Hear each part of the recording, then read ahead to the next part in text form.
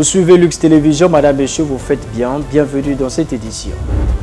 La société turque Al Bayrak Waste Management succède à Verda dans la gestion des ordures.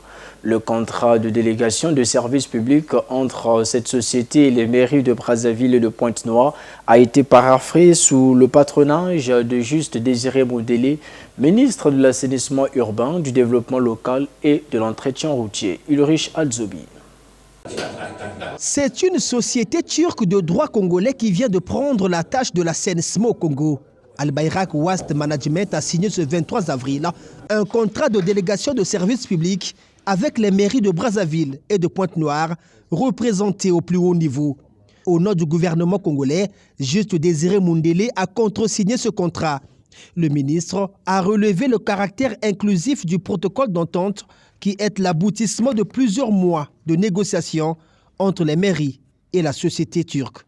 Ce fut donc des discussions de longue haleine, des discussions qui ont eu à la fois des volets techniques, administratifs et surtout qui ont eu comme point de mire une nouvelle approche de gestion des collectes de déchets. Il s'agit aussi, à travers ce nouveau mécanisme, de créer des emplois directs et indirects. Et il s'agit pour le gouvernement de la République du Congo, au-delà simplement du mécanisme d'assainissement, donc de la collecte des déchets et de l'assainissement de nos deux grandes villes, aussi aller vers une démarche de valorisation des déchets pour intégrer une économie circulaire. Après avoir conclu l'accord, Erso Enadmetine, directeur général d'Al Bayrak et Juste Désiré Moundélé, se sont prêtés aux questions des journalistes, notamment sur les missions précises de l'opérateur. Aujourd'hui, le contrat qui a été signé entre la ville de Brazzaville et Pointe-Noire dans le secteur de l'assainissement, et souvent il est basé sur la collecte de déchets, le transport, le point d'enfouissement et aussi le désengorgement de canaux, donc de caniveaux. Donc c'est sur base de ces lignes-là que nous avons signé ces contrats. Et aussi, il faut savoir que la société Al Bayrak est experte dans ces secteurs. Pendant plus de 40 ans, nous travaillons dans ces secteurs dans plusieurs pays, au Pakistan, en Guinée et dans plein d'autres pays. Curage de caniveaux, collecte des ordures, transport et enfouissement, la société turque veut procéder de manière progressive, d'abord à Brazzaville. Donc pour le moment, pour la ville de Brazzaville, d'ici 15 jours, il y aura déjà un déploiement pour commencer à préparer le terrain.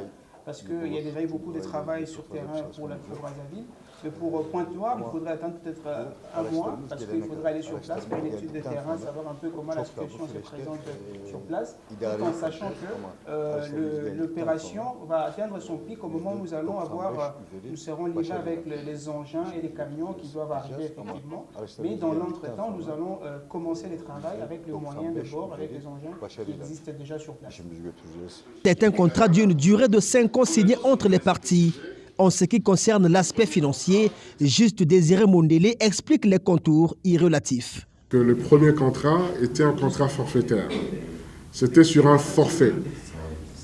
Alors que le contrat actuel est sur le tonnage. C'est-à-dire qu'on quantifie d'abord le coût on quantifie les déchets avant d'en évaluer les coûts. Ça veut dire qu'il y a une variable qui reste donc le tonnage.